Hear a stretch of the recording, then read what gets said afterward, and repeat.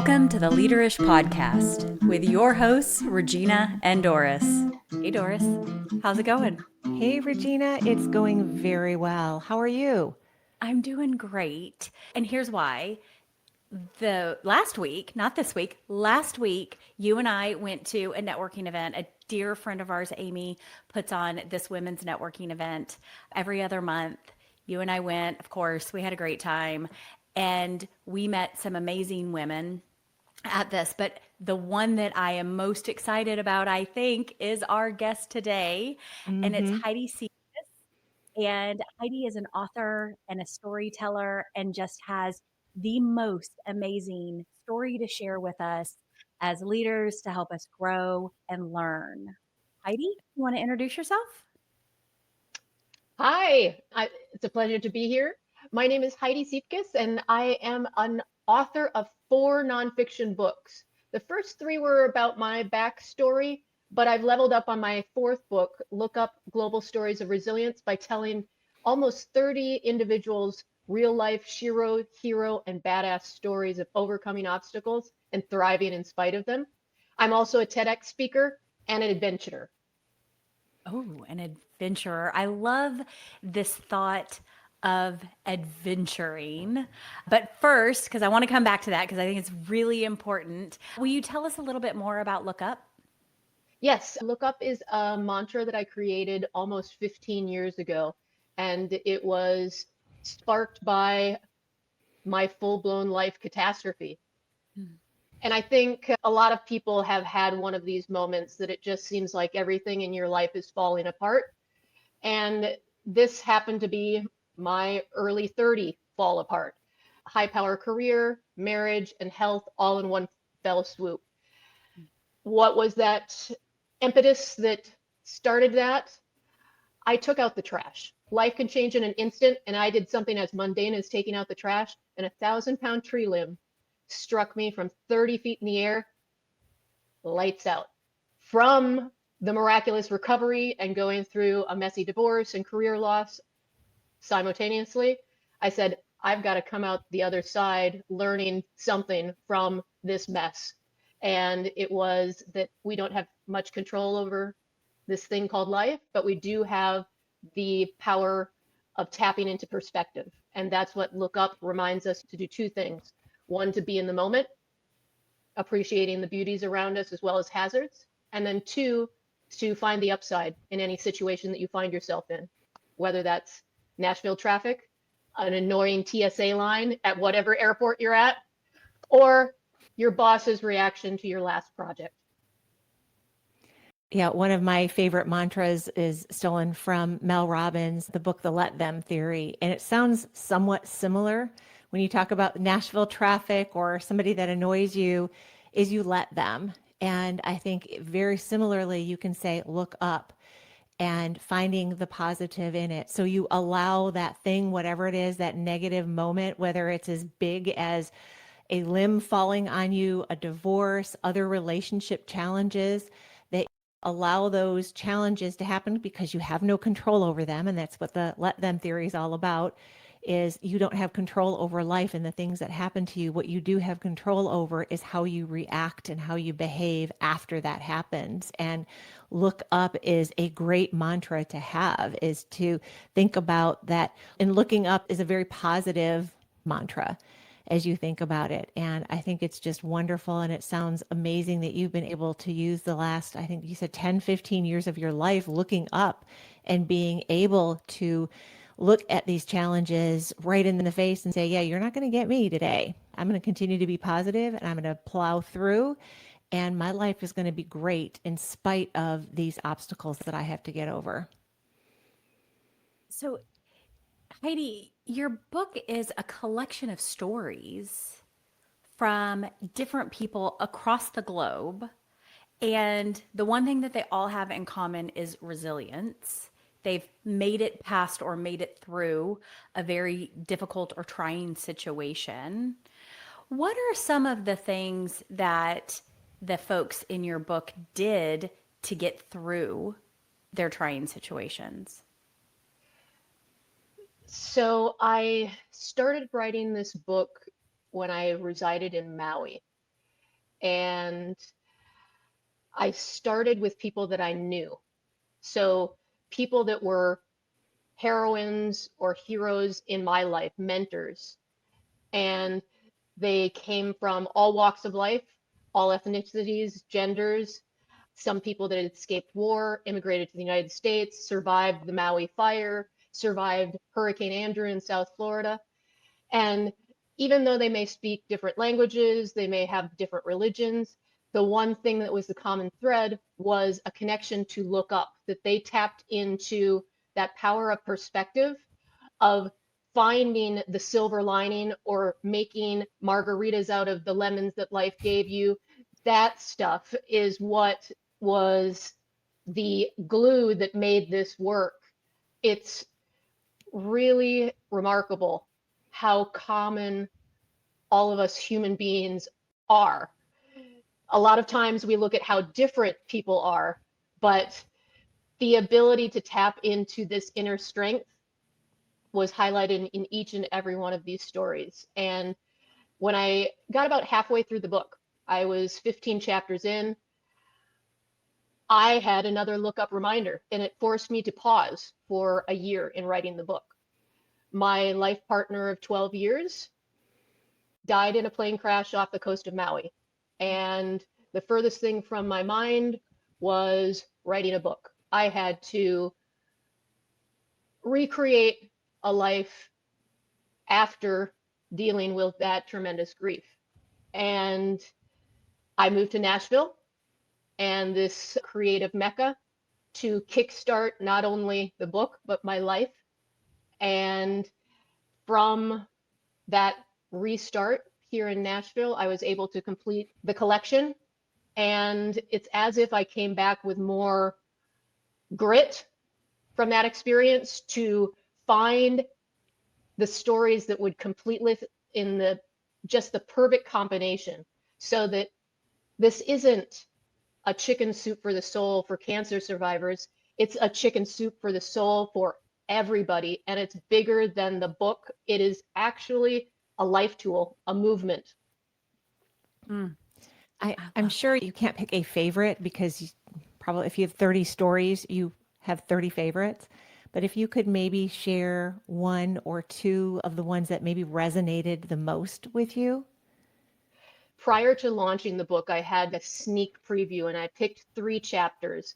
And the reason why I picked those 3 chapters was because they had something to do with the book and the author. So I started the book in Maui. So I had to start the book off with the Maui fire, which just had its 3rd-year anniversary. And the story that Pamela Reeder shared with me is just powerful, of escaping an apocalyptic fire and choosing to rebuild not only her home, but the community there.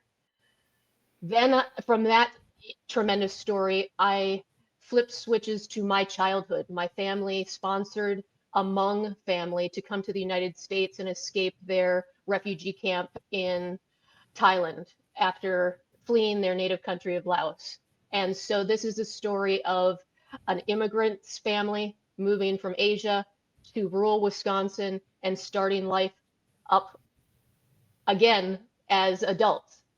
And then I ended that sneak preview with a story here in Nashville, which basically talks about where I am today and where I eventually completed the book. And I lived in downtown Nashville next to the Nashville Rescue Mission. And I knocked on their door and said, I think there's probably a story here that can inspire others. I'm creating this collection. Do you know anyone that would do me the honor of sharing their story of overcoming homelessness with me and then the readers of the book? And Crystal Knight, a woman who overcame homelessness, drug addiction, alcoholism. She went through the Nashville Rescue Missions program and is now clean, married, and a supervisor at the Nashville Rescue Mission, helping others do the same thing that she did to her own life. So if that gives you kind of a soup to nuts of how this could inspire you or someone you know who's going through a trying time, or maybe somebody that is supporting someone who's going through a trying time, this book is going to make you feel all the feels. I love it. Is there something that moves people into action based on what you've learned and the people that you've talked about? Because when you have a crisis, you can stay in a pit of despair and you can wallow in it, or you can choose to build your resilience and find a way out. What is that common trait or theme with these individuals who have found their way out of crisis? I think most people in the book would say they didn't think they had a choice. It was part of their DNA, and also that they had a community of support backing them deciding to move forward. It doesn't mean that you can't learn resilience, because you can. There's, I think, two ways that you can. One is you have these life interruptions or curveballs that are thrown at you and you learn the hard way. That's why you have these mentors that are maybe younger than you or in a different avenue of life than you. And then there's those people that actually take a daily or a practice of trying to get fit with your resilience muscle. Just like going to the gym, you get more tone and fit, but you can also get fit with the ability to flip your switch and automatically pivot into plan B. Yeah. I know a lot of the people listening are leaders in the corporate world. And tying back into Regina's question on maybe training our leaders, is there something that can be learned as a leader on helping either your peers or your direct reports, or even maybe the people over you, thinking more of a 360 view of resilience and helping others? Is there something that you've learned in all of your research that could help leaders be better at teaching resilience, or at being that supportive community, creating communities around somebody that they work with that could use that help? I think having a community that embraces the new normal or the plan B, instead of automatically self-correcting to return to what normal used to be, is step one. And maybe we don't talk about solely leadership within the building or in the organization, and allow or foster opportunities for people to do challenging things that don't necessarily fall within their job scope, but that you can easily transfer the lessons that you learn from hiking a very strenuous trail, or learning a new sport like stand-up paddleboarding and being solely focused on staying on that board. Or let's face it, going on a first date is tremendously stressful, and making it through maybe your first 10 Bumble dates, that's also an adventure and a way to get over some fear in a way that isn't at the boardroom, that you can then transfer to the next time that you're giving a powerful presentation, but you're scared because of the impacts that it will have on perhaps your team and perhaps profits and the stock market. Okay, so here's what I heard. You don't necessarily have to build resilience through crisis. You can build resilience every day by trying new things and taking even small risks, like going on a date. Wow. Absolutely. I hadn't thought about it that way. Thank you. Well, and when you said the first 10 Bumble dates, I thought even in the corporate world, the first 10 business days that one of your new employees is there, and helping them feel comfortable in their new role and using your skills as a leader to make them feel resilient. Because when you come into a new workplace, you're nervous, you're not sure exactly what you're supposed to do. Even if they have a good training program, you need someone to really help you through that point where you don't feel very resilient. Those first maybe 10 days, could be first month, but you need a strong leader to help build that resilience to get you through that first month, first 3 months until you're really comfortable and you're resilient on your own. I think that it's very important for the example that you stated, but almost maybe take a step back to in the hiring process. Mm-hmm. Talent is what you put in the job description, what you want to check the boxes. But don't forget to ask some questions about how gritty is this person? Are they going to give up at the first challenging quarter that we get? Or do they have the skill set to pivot this campaign? Do they have the resilience to recover from, let's say, a year that we don't give bonuses or put in X, Y, and Z? So I think leaders and HR departments need to factor in resilience as well as the CV. Yeah, I love that. And that's a really great pivot is in the hiring process. And those are great questions to ask. And I know that a lot of interviews are using behavior-based questions, but some of those behavior-based questions can come out of left field and seem a little odd. I think you just created probably 3 or 4 behavior-based questions that are great questions. And I think if someone asked me, so we normally give bonuses. Every March we give bonuses and it's 20% of your salary. But let's say we have a bad year. How are you going to manage that? And just see what, even their body language, their tone, as they're thinking through how to answer that question, you will probably see some resilience or lack thereof as they are considering the answer that they want to give in this interview. I love that. Yeah, me too. I do want to switch gears just a little bit because Heidi, you are a self-proclaimed storyteller and your TEDx talk is awesome. And I loved how you told that story. It was just so impactful and so beautiful and had its twists and turns. And I'm wondering, as an expert in storytelling, what tips could you share with our listeners around storytelling and how to enable resilience within your team? Storytelling needs the human element to it, the connection that you establish from the get-go. In my TEDx talk, I used technology and basically that this is our pacifier in life. And what happens when this doesn't work? We have a little mini meltdown.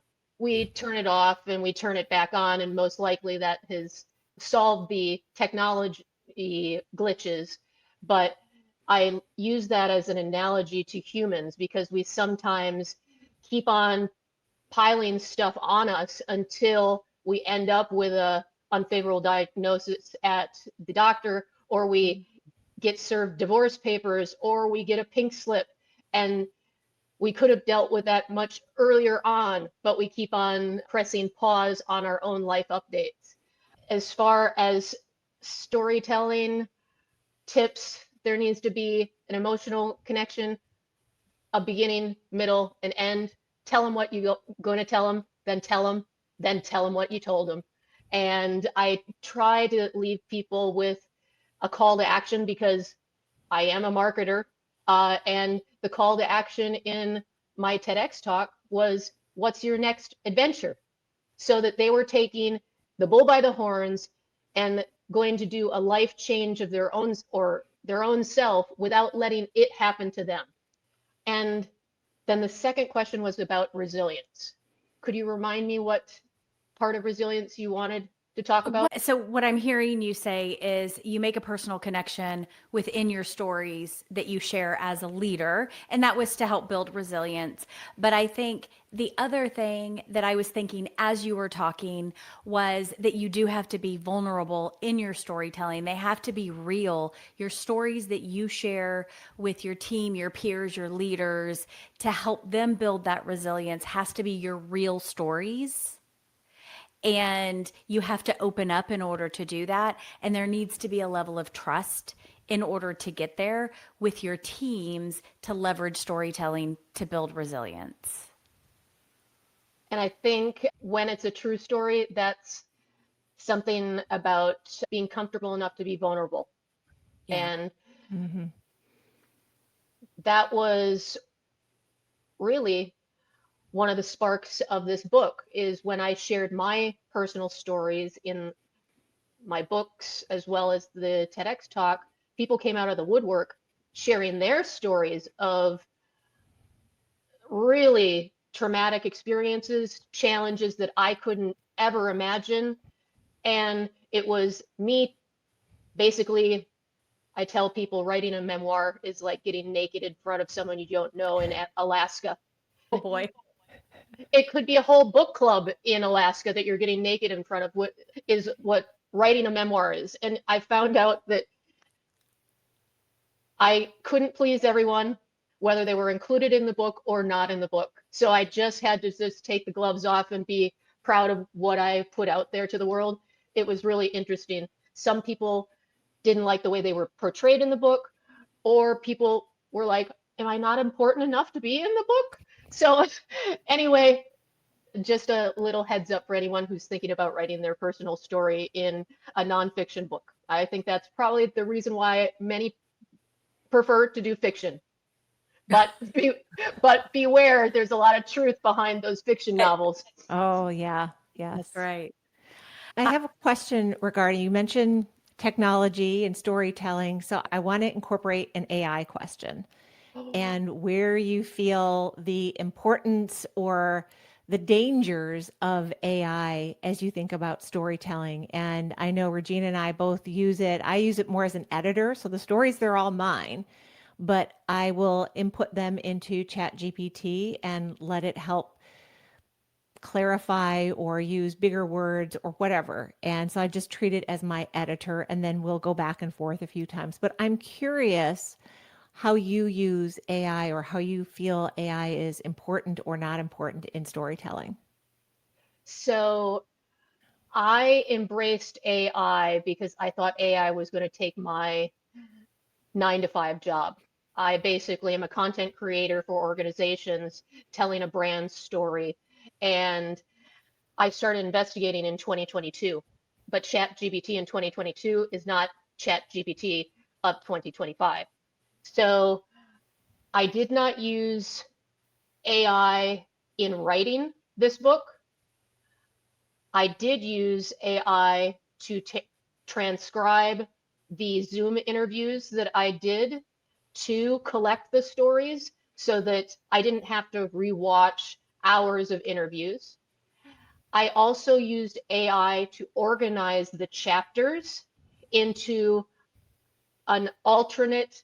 I had created one and my editor had created another, and I wanted another alternative to weigh how would be the structure of this book from an AI perspective and from two humans. And I made a hybrid of what AI produced and what two humans produced to organize it in 4 parts so that it follows the journey of trauma and recovery.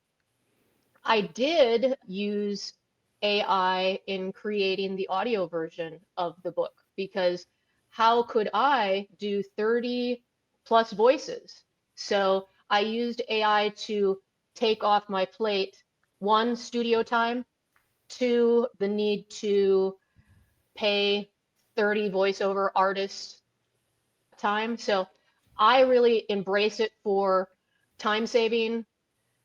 Also, I'm not a one-woman show because I have someone who helps me with web development, cover design, that kind of stuff, but I have now the ability to add a lot of other hats with AI enhanced tools. So I'm a fan, but I still think that human stories are better than what AI can produce solely on its own. And there needs to be the editor in chief or editors in chief that really go through there with a fine tooth comb and give it that personal connection and the choice of the right word. There's still nothing like the Heidiisms that I throw into the chapters, people would know it was AI produced if there wasn't something like that.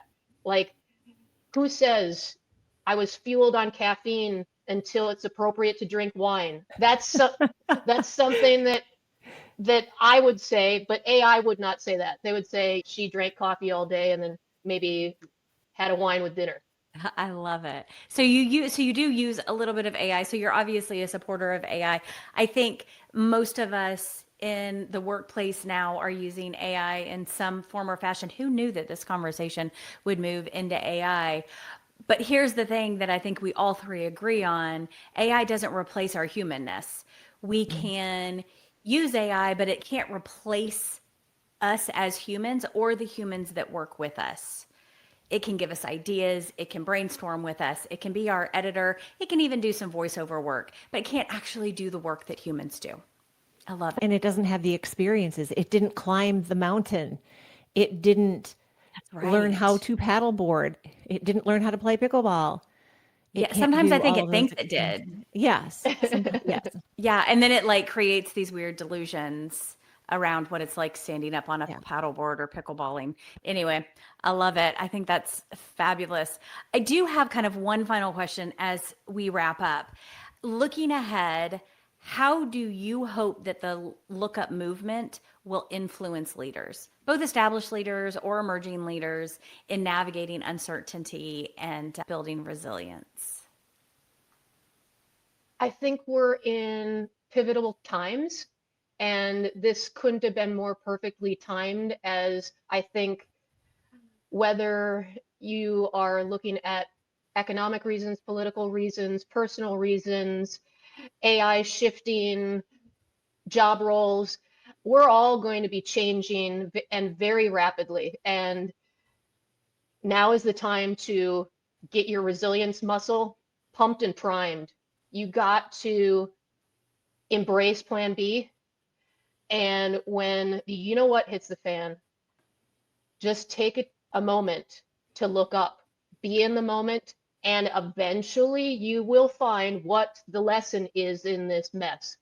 But the timing of this book is absolutely perfect. And I hope that people really take it to heart and start implementing in their daily practice a lookup reminder. Put one in here at a time Oh, what during a your great day. idea. Put a reminder in your phone to look Yeah, up. I love that. Mm-hmm. Yeah, Yeah. because it's you can do really that in simple. any time and just take a moment to be completely present Mm-hmm. and figure out how you're going to take that next step forward. Because isn't that what resilience is? It is Yes. the next Mm-hmm. step forward. Absolutely. I know a lot of people, they set a timer for 11:11 every day and pause. And that might be where they add the lookup part of it. I love that. Mm, Mine's set at love it. 11, so maybe I'll shift it to 11:11. So there's more good vibes going on all at the same time. I That's right. love it. That's right. I love it. All right. Well, that is about all the time that we have for today. Heidi, thank you. Thank you for joining us.